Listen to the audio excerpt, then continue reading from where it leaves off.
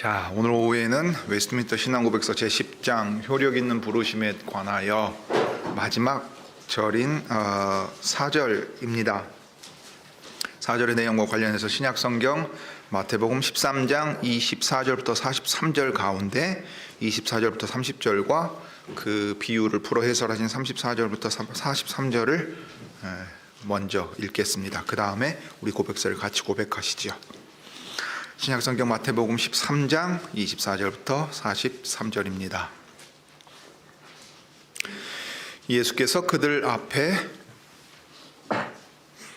또 비유를 베풀어 가라사대 천국은 좋은 씨를 제 밭에 뿌린 사람과 같으니 사람들이 잘 때에 그 원수가 와서 곡식 가운데 가라지를 덧뿌리고 갔더니 싹이 나고 결실할 때에 가라지도 보이거늘 집 주인의 종들이 와서 말하되 주여 밭에 좋은 씨를 심지 아니하였나이까? 그러면 가라지가 어디서 생겼나이까?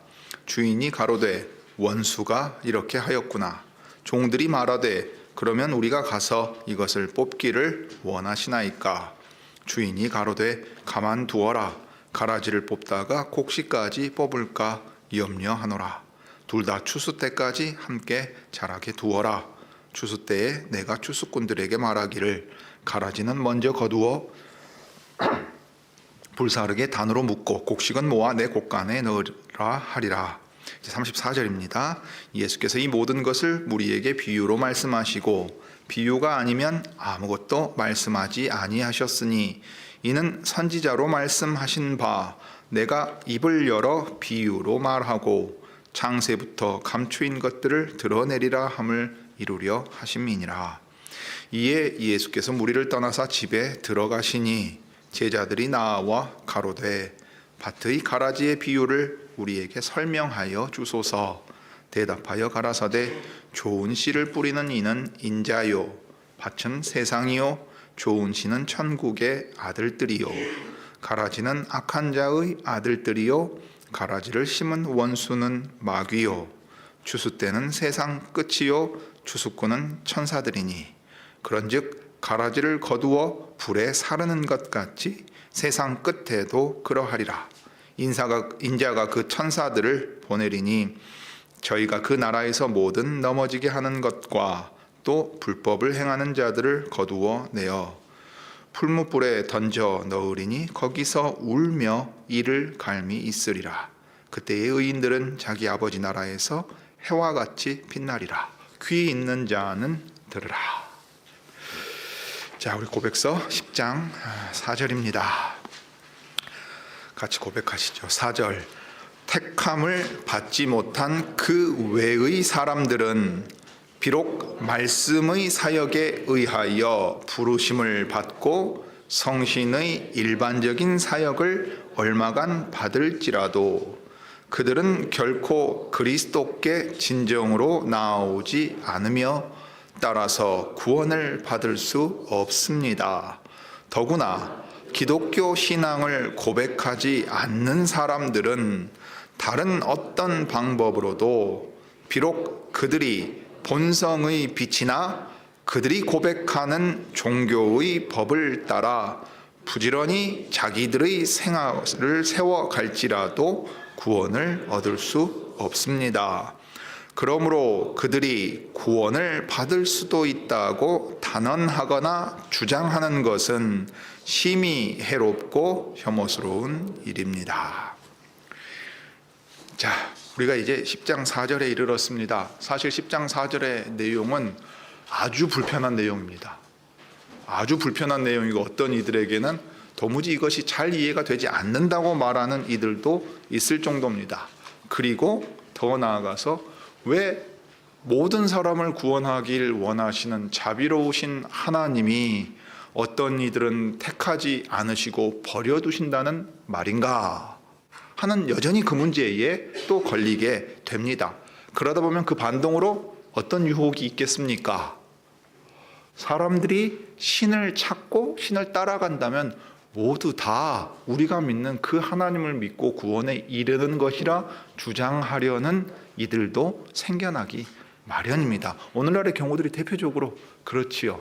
신들의 이름이 다를 뿐이지 다 같은 신을 찾아서 그 종교를 이루고 열심을 내는 것이다. 이게 의미가 있는 이유가 있지 않겠어요? 서구 사회를 한번 생각해 보십시오. 우리나라는 이제 이제 진행이 되는 과정이겠습니다만은 서양에서는 심지어 같은 성경을 읽으면서도 종교가 나뉘어 있지요. 자, 유대교와 기독교가 구분되어 있습니다.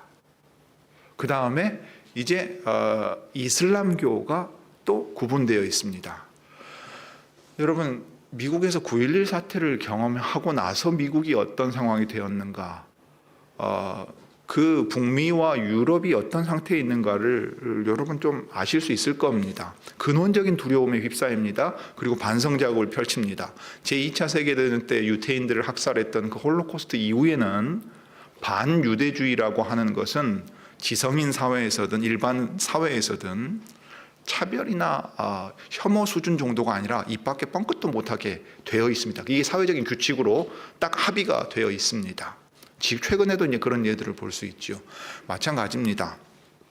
종교가 다르다는 이유로 배타적으로 가게 되면 이 종교 근본주의, 원리주의라고 부르는 이 테러가 발생한다는 사실을 서구는 지금도 두려워하고 있습니다. 그러니까 종교학자들과 신학자들도 어떤 걸 고민하냐면 어떻게 아브라함의 한 후손인 이 최소한의 새 종교가 하나일 수 있는가라는 주제를 골똘하게 연구하게 되어 있습니다. 이건 자신들의 정치와 국가의 안정과 평화, 더 나아가서 테러를 막는 아주 중요한 실질적인 문제가 되는 겁니다. 그럴 때 이 고백서가 얘기하는 것처럼 기독교 신앙을 고백하지 않는 사람들, 특별히 예수 그리스도 외에 다른 길도 있다는 식으로 인정하고 싶은 유혹에 빠져들게 되어 있습니다. 그 사실을 좀 염두에 두고 우리가 이제 이 4절을 보시지요. 자, 신앙 고백서는 하나님의 말씀을 따라 균형을 잘 잡습니다. 왜 그런가 한번 생각해 보시죠. 10장이 효력 있는 부르심에 관하여입니다. 근데 이 10장을 시작할 때 하나님의 예정과 선택을 놓고서 둘을 대조시키는 형태로 시작하지 않습니다. 무슨 말이냐면 하나님께서는 예수 그리스도 안에서 영원한 작정으로 예정하시고 택하시고 부르시는 사람들이 있고 어떤 사람들은 부르시지 않는다, 이렇게 말을 시작하지 않아요. 말씀을 가지고 성신께서 우리를 부르시는데 어떤 사람들까지도 부르신다고요? 10장 3절에 나와 있는 대로 어려서 죽은 유아나 그 외에 다른 특별한 처지에 있는 사람들도 구원하기를 원하시는 자비로운 하나님이시라는 사실을 쭉 얘기합니다. 부르시고 구원하시는 일에 있어서 어떤 방식으로 어떻게 일하시는지도 쭉 고백합니다. 그 다음에 마지막으로 이렇게 고백하는 거예요. 그 무슨 얘기냐? 그래서 신학상 이제 이 부르심에 대한 얘기, 특별히 하나님께서 말씀으로 구원에 이르도록 부르시는 일에 있어서 공적인 예배에 이 강단에서 선포되는 말씀을 통해서나 기록된 성경을 쓰셔서 부르시는 이 부르심을 좀 구분해서 표현합니다. 외적인 부르심이라고 구분하는 이유가 있습니다. 왜요? 이 부르심에 우리가 자동응답기처럼 반응하지 않거든요. 3번 울리면 띠 한 다음에 구원에 이르는 게 아닙니다. 어떤 이는 이 부르심에 응답하는 것처럼 보이고 어떤 이들은 이 부르심에 응답하지 않는 것처럼 보입니다.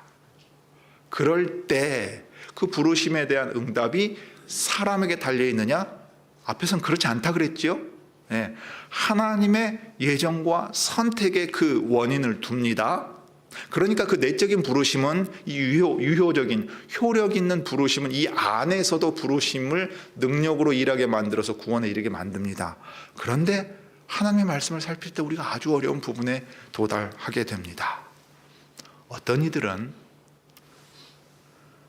언약이라는 울타리 안에 있으면서도 하나님께서 택하시지 않은 사람들이 있다라는 두려운 결과를 우리가 본다 이 말이에요. 대표적인 예가 어디에 있습니까?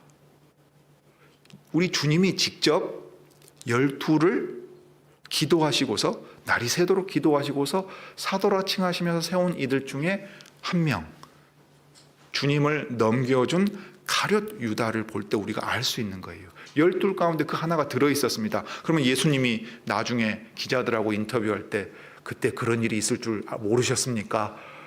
저는 꿈에도 생각지도 못했습니다. 그 녀석이 나를 배반하다니. 이게 아니죠. 예수님은 처음부터 자기를 팔자가 누군지 알고 계셨습니다. 그러니까 이 신학상 좀 표현할 때 어렵게 표현하는데 예정과 선택과 이 언약의 구분이 차이가 나는 게 생깁니다. 오늘 이 10장 4절에 대한 얘기도 나옵니다. 그러니까 부르심에 대하여 응답하는 것처럼 보이지만 이 부르심에 신실하게 그 믿음으로 응답하지 않고 떨어져 나가는 것처럼 보이는 사람들의 문제는 어떻게 되느냐?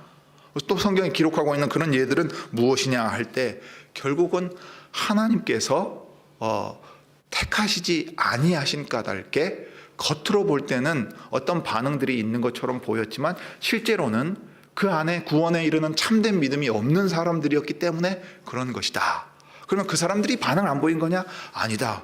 놀랍게도 하나님께서는 어떤 사람들은 자기의 어미하심을 나타내시기 위하여 버려두시는 사람들도 있다 하는 결론에 이를 수밖에 없습니다. 자, 이게 이제 좀 더 심각한 문제인 것은 단순히 그 사람들 개인의 문제가 아닙니다. 이 사람들이 말씀 사역에 의해 부르심을 받고 성신의 일반적인 사역을 얼마간 받을지라도 라고 말할 때는 그냥 세상 속에서 살아가면서 성경도 읽어보기도 하고 기독교적인 내용에 접한 정도가 아니라 심지어는 아주 직접적으로 교회 안에서도 있을 수 있는 일이라는 것을 우리가 생각하게 됩니다. 그러니 하물며 기독교 신앙을 고백하지 않는 사람들은 어떻겠는가 하고 이제 10장 4절이 이어가는 겁니다. 그래서 택함을 받지 못한 사람들에 대한 내용이 하나가 나오고 그 다음에 기독교 신앙을 고백하지 않는 사람들에 대한 얘기를 다룹니다.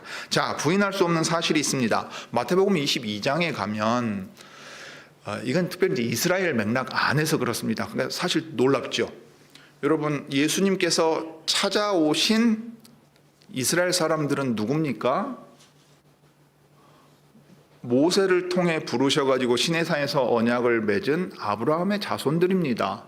육체의 할례를 받았고 모세의 율법이 있고 성전이 있고 제사제도가 있습니다. 옛 언약 백성이라 이 말이에요. 그런데 그들 가운데 왕께서 찾아오셨는데 그 왕을 반역하며 여전히 왕께 돌아오지 않습니다. 잔치를 벌이려고 했어요. 그들 모두 청했어요. 값없이 와서 먹고 마시라고 구원에 이르도록 초청을 했는데 그 초청받은 사람은 많았는데 어떻게 되지요? 정작 그 왕이 오셨을 때, 정작 그 잔치가 다 세팅이 됐을 때 청하니까 말하자면 이런 거예요. 예약하는 것이 처음 초청입니다. 그러면 실제로 그 잔치가 벌어지는 날 이제 다 준비됐습니다. 오십시오 했는데 안 와요. 지금 그 얘기입니다. 우리 마태복음 볼 때 봤던 얘기죠.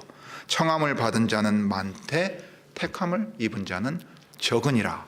언약의 울타리 안에서 모두가 하나님의 백성인 것처럼 보이지만 하나님의 택하시고 부르심으로 말미암아 구원 얻는 믿음에 이른다는 사실을 분명하게 우리 주님이 말씀하고 계십니다. 그럼 이제 이 문제에 대해서 마태복음 13장에서 우리 주님이 비유로 말씀하신 것을 우리가 생각해 볼 수 있어요. 먼저 20절과 21절을 생각할 수 있는데 돌밭에 뿌리와 따는 것은 말씀을 듣고 즉시 기쁨으로 받되 그 속에 뿌리가 없어 잠시 견디다가 말씀을 인하여 환난이나 핍박이 일어나는 때에는 곧 넘어지는 자요. 오늘 오전에 보았던 사도행전 14장에 보면 제자들을 굳세게 하여 이 믿음에 거하라 권했다 했지요. 이 내용을 따라간다면 이 말씀의 내용이, 비유의 내용이 적용되지 않았을 거예요. 그런데 들어와서 제자가 된 것처럼 보이는데 어느 순간에 그가 뿌리가 없습니다. 말씀으로 이 뿌리가 내려가지고서 딱 든든히 서 가야 환난도 이겨내고 끝까지 신실하게 갈 수 있을 텐데 그러지 못해요. 그래서 환난이 일어나는데 무엇 때문에 일어나는 거 보십시오. 말씀을 인하여 환난이나 핍박이 일어나는 때에, 바꿔 말하면 주의 이름을 위하여 핍박이나 환난을 받아야 되는 때에는 어떻게 해버립니까? 내가 이것을 목숨 걸고 지켜야 될 이유가 무엇이 있겠는가? 나라고 하는 존재, 내가 제일 소중한 것 아니겠는가? 살고 봐야 믿음도 있는 거지. 이런 식이 돼버린다는 거예요. 왜냐? 자기의 주인이신 그리스도를 죽기까지 충성할 수 있는 믿음이 그 안에 없는 겁니다. 그러니까 믿음이라고 할 때는 구원 얻는 믿음, 신학상 그래서 좀 구분하기도 하는 이유가 여기에 있습니다. 믿음처럼 보이지만 실상 참된 믿음에 이르지 못하고 그것을 갖지 못하는 이들도 있을 수 있다 하는 것을 보여주지요. 그런데 여러분, 이 말씀이 일반적으로 교회에서 이 비유를 해설할 때 아주 두렵게 받아들여집니다. 왜냐? 어떤 사람은 이 모양으로 아예 말씀 자체를 그냥 빼앗겨버리고, 이 사람은 받은 것처럼 보이는데 뿌리가 없고, 이 사람은 잘하지 못해가지고 그냥 말라 죽어버리고, 이런 식으로 본단 말이죠. 그래서 이제 사람들이 어떻게 말해요? 나는 어떤 밭인가? 설교자들이 당신들은 어떤 밭인가 스스로를 살피십시오 이렇게 말한단 말이에요. 그런데 우리 주님은 너 정신 똑바로 안 차리고 있으면 마귀가 말씀 뺏어가 버리고 너 뿌리가 없고 이따음에 말라 죽는다 이렇게 경고하시는 게 아니에요. 이런 현상이 있다는 걸 설명할 뿐이에요. 그리고 이 비유의 초점은 뭐라고 제가 이 본문 설교할 때 말씀드렸습니까? 씨 뿌리는 씨 뿌리는 것에 대한 비유입니다. 밭의 비유가 아니에요. 초점인 밭에 있는 게 아닙니다. 그러니까 우리 눈에 볼 때 말씀이 아예 들어가지도 않는 사람들이 있어요. 말씀을 듣고 받는 것처럼 보이는데 넘어져서 돌아가 버려요. 잘하지 못하는 사람들도 있을 수 있어요. 자, 그러면 이 씨를 뿌리러 오신 분이 예수님인데, 그분이 직접 뿌린 씨도 이런데, 저도 변명할 걸 있지 않겠어요? 아이고, 저 같은 사람이 뿌린다고 되겠어요? 예수님 뿌려도 안 됐는데. 변명하고 싶지 않겠어요? 다 실패하는 것처럼 보이잖아요. 예수님 비유는 거기에 초점 있는 게 아닙니다. 어디에 있습니까? 좋은 밭에 씨가 뿌려진다는 거예요. 그 밭에서 씨가 30배, 60배, 100배 결실한다는 데 있습니다. 주님이 뿌리시는 말씀은 반드시 결실해요. 사탄이 와서 그 말씀 빼앗아가 버리고, 뿌리가 없어서 넘어져 버리고, 자기의 욕심 가운데 스스로 자라지 못하는 자리에 빠져들지라도 주님의 말씀이 뿌려지고 자라는 일에 있어서는 막을 수가 없어요. 하나님의 사랑에서 그리스도 예수 안에는 하나님의 사랑에서 끊을 자가 없다 하는 그 말처럼 그러하다 이 말입니다. 그 가운데 이런 현상들이 있다는 거예요. 그러니까 이 현상을 과도하게 강조하면 안 됩니다. 왜요? 그럼 당신들 똑바로 정신 차리지 않으면 이렇게 된다가 돼요. 비유의 초점은 그게 아니에요. 가라지 비유도 앞에 두지 않으셨어요. 배치를 보세요. 가라지 비유가 어디에 나와요? 이 비유를 씨 뿌리는 일이 어떠한 것인가? 그러니까 결코 실패하지 않고 주님의 말씀이 결실한다 하는 걸 먼저 딱 말한 다음에 가라지 비유가 나오는 거예요. 이걸 놓쳐버리면 신자들이 자기의 회심이라든가 구원에 대해서 맨날 의심하게 돼요. 이걸 되게 신앙이 좋은 것처럼 생각하는 교회들이 있어요. 합동측 교회 가운데 아주 제가 있었던 교회입니다. 회심 되게 강조했어요. 청교도적인 신앙 강조했어요. 여러분, 놀랍게도 난 진짜 회심했는가, 진짜 구원하는 믿음이 있는가를 따져 묻기 시작하면 어디에 이르는지 아십니까? 구원의 확신에 이르지 못해요. 절대 못 이릅니다. 나는 진짜인가 가짜인가 그거 왔다 갔다 해요. 심지어는 정신적으로 그래서 불안정하게 되는 사람도 생겼어요. 제가 그 가족의 전화를 직접 받았어요. 왜 당신네 목사들은 테이프 시리즈 몇 개 들으면은 다 통달할 것처럼 말하냐. 내 동생은 그 목사 설교 듣고서 정신적으로 불안정해져가지고 약 먹고 있다고 제가 직접 전화 받은 사람이에요. 하나님의 말씀의 균형을 잘 잡아야 됩니다. 우리로 하여금 너 진짜냐 가짜냐 확인해봐라, 따져 물어라 이렇게 말씀을 주시는 거 아니에요. 하나님께서 예정하시고 택하시고 부르신 사람들은 반드시 구원 얻는 믿음에 이르러서 확신 가운데 끝까지 달려간다는 말을 먼저 딱 해놓고, 그러나 이 모든 일이 자동적으로 기계적으로 이루어지는 일이 아니라 하나님의 어미하심이 나타나는 일이 있다는 것을 두려운 마음으로 생각하라는 거예요. 그러니까 가라지 비유가 나중에 나옵니다. 사실은 두려운 얘기지요. 여러분, 그 악한 자, 천국의 원수가 와서 가라지를 좋은 씨앗 위에다 더 씌우는 거예요. 컴퓨터 시대는 이해하기 쉬워요. 카피해가지고 붙여쓰기를 해가지고 이전 거 엎어버린단 말이에요. 여러분, 학생들 그 레포트 쓸 때 또는 직장인들 저 프리젠테이션을 하고 보고서 밤새고 작업했는데 제일 힘든 상황이 뭡니까? 저장 안 했는데 파일이 셧다운 돼가지고 사라져버리는 일이 생기지요. 덮었었는데 잘못 덮었어가지고 딴 걸로 날아가 버리면 말짱 도루묵이 된다는 이 얘기 같은 거란 말이에요. 악한 자가 얼마나 교묘합니까? 좋은 씨를 뿌려서 결실하게 만드는 천국 가운데 가라지를 뿌려가지고 할 수만 있거든 예수께서 택하신 사람들도 꿰려고 하는 그 일들을 행합니다. 그러니 주께서 뿌리신 이 좋은 씨 말씀을 뿌리라고 맡기신 그 종들, 특별히 말씀의 사역자들과 교회의 일꾼들이 볼 때 얼마나 두려운 일이에요. 주님, 저건 주님이 뿌리신 것이 아님이 분명한데요. 어떻게 할까요? 뽑아버릴까요? 그러면 주님이 뭐라고 말씀하십니까? 내버려 두어라 하고 말씀하신다고요. 여러분, 이게 되게 실제적인 이유인 까닭이 있습니다. 우리 노회 안에서도 이전에 이런 얘기가 나온 적이 있다고 해요. 목사들 가운데 나온 얘기입니다. 자, 지상의 교회는 천상의 하나님 나라를 이 땅에 드러내는 기관이에요. 그러니까 그 하나님 나라 백성의 명부와 교인 명부가 일치해야 한다, 이렇게 말한 목사가 있었다고 해요. 계셨다고 합니다. 여러분, 이 말이 왜 심각한 문제가 있습니까? 이렇게 하면 목사와 치리회가 가라지 가련해서 빨리 쳐내야 됩니다. 빨리 쳐내야 돼요. 동료 목사 중에도 쳐내야 돼요. 다른 교회도 문제가 있으면 쳐내야 돼요. 한국에서 개혁교회 할 때 권징이 아주 심각하게 오염되는 경우가 생깁니다. 왜냐? 과도하게 순결한 교회를 추구하게 됩니다. 그런데 놀랍게도 주님 자신이 그렇게 하지 말라 그러셨어요. 초점이 거기에 있지 않습니다. 나 진짜냐 가짜냐, 저 사람 진짜냐 가짜냐, 그런 거 확인하라는 데 있지 않습니다. 그냥 그러한 일이 일어난다, 그리고 이것은 참으로 두려운 일이다 하고 말하는 데 있습니다. 실제로 우리 주님이 산상보훈에서 말씀하신 내용 끝부분에 가면 그날에 나더러 주여 주여 하는 자마다 다 하나님 나라에 들어갈 것이 아니라 했어요. 그들이 내세운 건 뭐냐면 주의 이름으로 선지자 노릇하며 주의 이름으로 귀신 쫓아내며 주의 이름으로 많은 권능을 행하지 않았습니까? 자기들이 행한 일을 가지고서 우리가 주님의 종들 아닙니까? 라고 말하니까 예수께서 뭐라 그러냐면 나는 너희를 도무지 알지 못한다, 인정하지 않는 거예요. 불법을 행했다. 너희 뜻대로 너희 하고 싶은 대로 해놓고 왜 내 이름으로 행했다고 하느냐.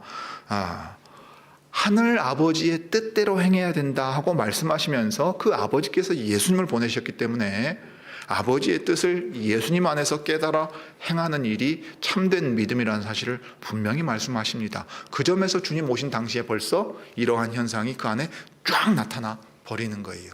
사도행전 14장을 떠올려 보십시오. 이고니온에 갔을 때 유대인들인데 그 앞에 수식어로 뭐가 붙어 있었습니까? 우리 개역 한글판에는 순종치 아니하는 유대인들 이렇게 되어 있죠. 네. 여러분 생각해보세요. 하나님의 백성인데 순종치 않는 하나님의 백성, 말이 되는 얘기입니까? 아니잖아요. 믿지 않는 유대인들, 말이 안 되는 얘기라고요. 그런데 그런 현실이 엄연히 존재한다 하는 것을 말씀하십니다. 그럴 때 오늘날에 두려운 얘기입니다.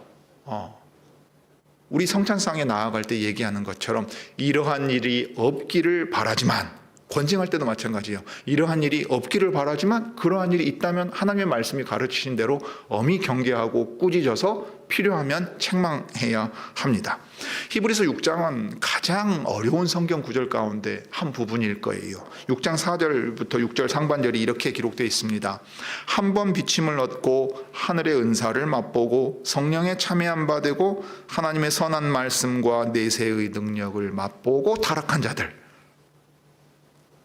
지금 여기서 말하는 건 뭐냐면 교회 안에 믿음을 고백하며 신자로 함께 예배 드리던 사람들이라는 말인데, 그들이 말씀으로 인해 환난이나 핍박이 일어나니까 어떻게 됩니까? 뒤로 물러가 버렸어요. 그리고 우리가 굳이 주 예수를 믿고 이렇게 따로 나와 있어야 될 이유가 있느냐 하고 유대교로 돌아가려고 하는 거예요. 여기 모이기를 패하는 자들도 그런 의미입니다. 우리가 모여 예배한들 괜히 핍박만 더 받지 않느냐 하고 아예 이 믿음에서 뒷걸음질 쳐버리는 사람들이 있어요. 그들은 이 안에서 복음의 말씀이 선포되는 것을 들었어요. 성령의 은사가 나타나는 것도 보았어요. 내세의 능력이 이 안에서 어떻게 일하는지도 보았어요. 복된 자리입니다. 주일에 예배하고 하나님의 교회로 모여서 그 교회를 이루어가는 자리가 복된 자리입니다. 그런데 그 안에서조차 말씀으로 인해 환난과 핍박이 일어날 때 넘어져가지고 돌이켜버리는 사람, 하나님을 향하여 회심하는 게 아니라 하나님을 배반하는 배교가 있을 수 있다는 사실을 분명하게 기록하고 있습니다. 자, 그러나 우리가 이 말씀을 볼 때 주의해야 될 한 가지가 있습니다. 히브리서 기자가 이 히브리 사람들에게 아주 경고의 말을 아주 강하게 해요. 경고의 말을 강하게 합니다. 근데 이게 다가 아닙니다. 그 다음에 붙여놓은 말을 우리가 주목해야 돼요. 형제들아, 그러나 너희에게는 그렇지 아니한 줄 내가 아노니. 무슨 말이에요? 있을 수 있는 이 일에 대하여 엄히 경계합니다. 그러나 이것이 일반적인 어떤 일 또는 너희들이 어떻게 하느냐에 따라 이렇게 될 수도 있고 저렇게 될 수도 있다고 말하지 않습니다. 하나님의 은혜가 주님의 교회에서 왕노릇한다. 그 사실에 대해 흔들리지 말라. 그러나 환난과 핍박이 일어날 때 분명 배반하는 자도 나온다. 이 얘기를 지금 하고 있는 거라고요. 자, 그래서 천국의 원수가 힘쓰는 일이 뭐냐? 가라지를 심은 이 원수가 바로 마귀입니다. 그리고 이 일을 행한 대표적인 예로 예수님이 택하신 12 가운데 하나 카롯 유다를 보는 겁니다. 자, 요한복음 6장 64, 65절이 이렇게 기록하고 있습니다. 그러나 믿지 아니하는 자들이 있느니라 하시니 이는 예수께서 믿지 아니하는 자들이 누구인지 또 자기를 팔 자가 누군지 처음부터 아심이러라. 예수님 따라다녔어요. 제자 되겠다고 따라왔는데 어느 순간 그들이 후두두두둑 떨어나가요.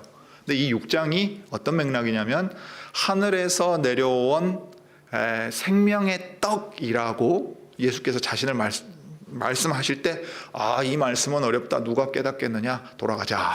많은 사람이 떨어져 나가버립니다. 지금 그 맥락에서 얘기하는 거예요. 그래서 예수께서 이제 제자들에게 물으십니다. 특별히 이 12입니다. 너희도 가려느냐? 그때 베드로가 뭐라고 답을 했던가요? 영생의 말씀이 주께 있사오니 우리가 뉘게로 가오리까. 생명의 말씀이, 영생의 말씀이, 하늘에서 주시는 생명의 말씀이 주님께 있습니다. 그러니 우리는 이 말씀을 끝까지 붙들고 굳게 가겠습니다. 누구에게 가겠습니까? 당신 외에는 아무도 이 생명을 우리에게 주실 분이 없습니다 했어요. 이것이 아버지께서 택하시고 부르신 사람들이 고백하는 믿음이 되는 겁니다. 그래서 주님이 이제 이어서 이렇게 말씀하셨어요. 이러함으로 내 아버지께서 오게 하여 주지 아니하시면 누구든지 내게 올 수 없다 하였도다. 이 구원 얻는 믿음에 이르도록 아버지께서 예수께 이 사람을 주시고 예수께서 이 사람이 이 구원 얻는 믿음에 끝까지 신실하게 달려가도록 붙드시고 성신께서 도우신다 했습니다. 자, 그러면 이제 두 번째로 고백하는 내용입니다. 더구나 기독교 신앙을 고백하지 않는 사람들은 다른 종교라고 할지라도 신의 존재를 인정하고 종교적으로 열심을 내서 신을 섬긴다면 우리와 같이 구원에 이를 수 있는 길이 있지 않느냐. 이런 예를 들지요. 산 정상에 올라가는 길은 여러 개니까 위에 올라가면 만난다. 이런 식으로 말하는데 분명히 고백서는 이렇게 말합니다. 예수 그리스도 외에는 다른 길이 없다는 거예요. 사도행전 4장 12절에서 심지어 유대인들을 향해 사도들이 외친 말입니다. 다른 이로서는 구원을 얻을 수 없나니 천하 인간의 구원을 얻을 만한 다른 이름을 우리에게 주신 일이 없음이니라. 여러분, 이 사람들 유대인들이에요. 모세의 율법 아래 있고 할례를 받았고 성전을 존중하면서 절기 때 모이는 사람들이라고요. 그 사람들한테 뭐라 그래요? 예수 그리스도 외에 다른 길이 없다고 분명하게 말하고 있습니다. 하물며 오늘날 우리 시대의 여러 종교를 성경에 기록된 하나님과 동일한 신이라고 말하거나 꼭 예수님을 믿지 않아도 신을 믿고 열심히 살면 된다고 말하는 일들은 여기 아주 강하게 표현되어 있지요. 그들이 구원받을 수 있다고 단언하거나 주장하는 것은 심히 해롭고 혐오스러운 일이라 하고 기록을 해두었습니다. 그런 까닭에 오늘날 모든 종교가 같은 신을 믿고 그 어떤 종교를 믿든지 자유로운 선택에 놓여 있다고 말하거나 기독교의 유일성과 이 독특성을 부정하려고 하는 일에 대하여서 우리는 바울이 갈라디아 교회의 앞에서 아주 단언한 이야기를 들어야 합니다. 보통은 편지글에서 인사합니다. 그리고 하나님께 감사해요. 그런데 그렇게 하지 않고 대바람에 아주 강한 어조로 용건을 단도직입적으로 말하는 서신이 있어요. 갈라디아서입니다. 갈라디아에서 바울이 이렇게 말합니다. 그리스도의 은혜로 너희를 부르신 이를 이같이 속히 떠나 다른 복음 좇는 것을 내가 이상히 여기노라. 다른 복음은 없나니 다만 어떤 사람들이 너희를 요란케 하여 그리스도의 복음을 변하려 함이라. 그러나 우리나 혹 하늘로부터 온 천사라도 우리가 너희에게 전한 복음 외에 다른 복음을 전하면 저주를 받을지어다. 이 저주에 대한 반복은 그 다음에 또 나옵니다. 그만큼 확고하게 얘기해요. 여러분, 사도 바울이 공부 많이 해가지고 성마르고 깐깐해가지고 걸핏하면은 저 못된 놈들 저주 받을지어다 그러고 다닌 사람이라고 생각하십니까? 오늘 오전에 사도행전을 떠올려 보십시오. 유대인들이 그 대단한 열심을 내가지고 이고니온에서 안디옥과 이고니온에서 루스드라로 와가지고 자기를 돌로 쳐 죽였을 때 저 믿지 아니하는 유대인들에게 하나님의 진노가 있을지어다 말하지 않잖아요. 그는 정말로 슬퍼했을 거예요. 자기 동족 이스라엘을 위하여 자기가 저주를 받아 끊어질지라도 그들이 나와 함께 이 구원에 이르는 믿음을, 그 복음을 받아들이길 간절히 원했을 거라고요. 왜냐? 자기가 그 사람들 중에 하나였고 그 사람들 중에 지도자였으니까 그렇다 이 말입니다. 그런데 그러한 일에 대해서는 바울이 자비로운 심정으로 자기 자신이 저주를 대신 받았으면 좋겠다고 말할 정도였어요. 그렇지만 그리스도의 복음을 받아들인 교회에 모세의 율법을 순종하여 행함으로써 구원에 이른다고 주장하려는 다른 복음을 전하는 자들에게는 단호하게 하나님의 진노와 저주가 있다고 선언하고 있습니다. 여러분, 교회 안에서 이런 일은 그냥 목사들이나 신학 전공한 사람들이 교리적으로 다투는 거라고 말하는 거 그렇게 가볍게 말할 일이 아닙니다. 우리의 신앙이 무엇을 믿고 고백하고 어떻게 지금 행하고 있는가 하는 사실은 하나님 앞에서 두려운 마음으로 비추어 보아야 합니다. 바울은 그래서 갈라디아서 1장 9절에서 이렇게 말해요. 이제 내가 사람들에게 좋게 하랴 하나님께 좋게 하랴. 사람을 기쁘게 하겠느냐 하나님을 기쁘게 하겠느냐. 사람을 기쁘게 하려 한다면 내가 하나님의 종이 아니고 사람의 종이지 않겠느냐. 여러분, 사실 종교다원주의적인 입장을 취하면요 제법 세련되게 보입니다. 지식인처럼 보여요. 다른 종교에 대해서 호의를 보이고 관심도 보여주고 관대하고 인자하게 보여요. 자기만 잘났다고 주장하는 편협한 사람 아닌 것처럼 보여요.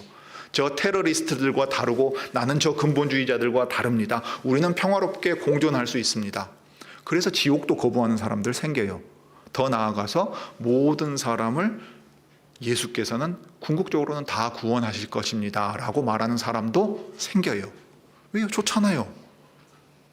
지옥에 보내시는 하나님, 이상한 하나님을 말하지 않고 자비롭고 사랑하시는 하나님 언젠가는 다 구원하실 거라는 보편 구원에 대한 길도 열어버리게 된다 이 말이에요. 그러니까 아주 심각한 문제가 하나 생겨요. 마귀는요, 보편 구원의 역사를 다룬 어떤 학술서 2권짜리를 봤는데 그 제목이 그래요. 마귀도 구속받을 것인가. 보편 구원은 사람을 향해서 자비롭게 돼요. 영국에 아주 복음적인 성공의 사제가 있습니다. 아주 유명한 사람이에요. 국내에 영향을 많이 끼쳤습니다.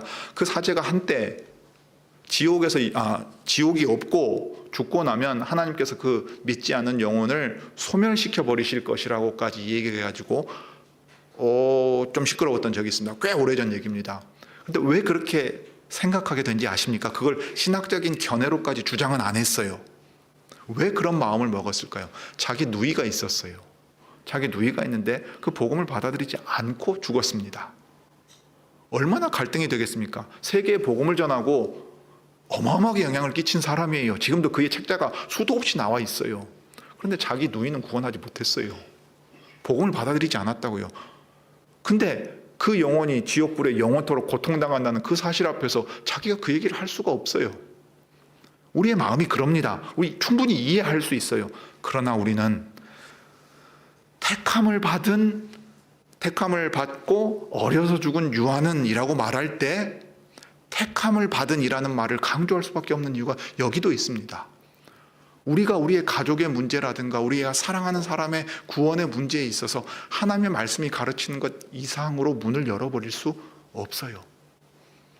우리가 할 수 있는 말은 여기까지입니다 라고 그칠 수밖에 없어요. 목사들은 얼마나 마음에 괴로움이 있습니까? 이전에 장례식장에서 한 설교 모음집이 있었어요. 제가 있었던 출판사에서 나왔습니다. 제가 이게 출간하자고 해서 나왔어요. 어떤 예들이 있냐. 자, 마약 중독자예요. 신자 가정에 있는 아이, 우리로 치면 유아 세례 받았어요. 약물 중독에 의해서 교통사고로 죽었어요. 뭐라고 말할 겁니까? 그 장례식장에 가서. 구원 얻는 믿음에 이르는 확실한 증거가 나타나지 않았으니 이 사람이 택함받은 증거가 우리는 알 수 없습니다. 이렇게 말하는 목사가 어디 있어요? 목구멍 여기까지 나오는 말이 뭐예요? 하나님이 이 불쌍한 영혼도 받아주셨을 거라고 말하고 싶지 않겠어요? 가족들도 계속 물어보지 않겠어요? 내 아이는 어떻게 됩니까? 내 어머니 아버지는 어떻게 됩니까? 라고 장례식장에서 물어보지 않겠어요? 몰라요. 그가 믿음으로서 확실한 믿음을 보였다면 우리는 단언하고 확신할 수 있어요. 그러나 그렇지 않은 사람에 대해 우리는 말할 수 없습니다. 그래서 여기에 대하여 우리가 인간적인 의미에서 사람들 향하여 연민을 가지고서 하나님의 말씀에서 뒷걸음질 친다면 여기 고백서에서 말하는 대로 하나님 앞에서 부끄럽고 하나님 앞에서 책망받은 일을 하게 될 것입니다. 우리 시대가 그러합니다. 지옥을 말하는 사람은 아주 못된 사람처럼 인식돼요. 그런데 지옥을 말할 때 당신 똑바로 하지 않으면 지옥에 갈 거다라고 말하기 위해서 이 얘기를 하는 게 아닙니다. 오래 참고 노하기를 더디하시고 자비로우시고 은혜로우신 여호와 하나님의 사랑이 당신에게도 이르기를 바란다는 그 마음에서 간절하게 이 복음을 전하는 차원에서 나와야 돼요. 그렇지 않으면 예수천당 불신지옥이 복음 전도가 될 수 없는 이유가 거기 있어요. 나는 천당 가는데 너 그렇게 하면 지옥 간다고 협박하는 걸로 들린단 말이에요.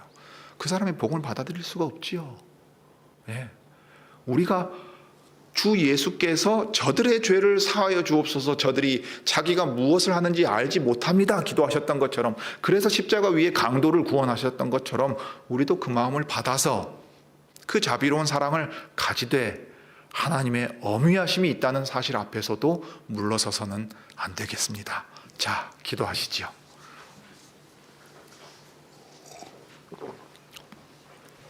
자비로우신 하나님, 우리 아버지, 그리고 거룩하신 하나님, 주님의 거룩하심을 생각할 때 하나님의 자비의 일을 나타내실 때에도 하나님의 엄위하심이 나타나는 것을 저희가 보옵니다. 우리로서는 모든 사람이 구원에 이르게 되기를 바라지만 주께서도 그것을 기뻐하시겠지만 사람이 자기의 완고함과 그 악한 자가 일하는 일들 가운데에서 심지어 하나님의 백성들의 이 울타리 안에서조차 이런 현상들이 나타나기도 합니다. 참으로 두려운 일이온데 주님, 주 예수께서 알곡들을 지키고 보호하시기 위하여 가라지를 뽑지 않고 내버려 두신 그 사랑을 기억하게 하여 주옵소서. 십자가 위에서 저들의 죄를 용서해 주십시오. 저들이 자기가 무엇을 하는지 알지 못합니다 라고 기도하시는 것처럼 저희도 기도할 수 있게 해 주옵소서. 그와 동시에 특별히 교회의 직분자로서는 교회 안에 이러한 일들이 분명하게 나타날 때에 주님의 말씀에 가르침을 따라 경계를 긋고 이 일에 대하여 엄히 꾸짖고 책망하는 가운데 주의 뜻대로 행해야 될 때도 있을 것입니다. 주님, 이러한 일이 없기를 바라지만 있다면 또 주님의 인도하심 아래서 분별력을 가지고서 바르게 판단할 수 있게 해 주시기를 구합니다. 우리 시대에 특별히 종교가 분쟁의 원인이 되는 일들이 많고, 그리하여 종교의 배타성과 독특성을 주장하는 일은 거부해야 할 일처럼 생각하기 일쑤입니다.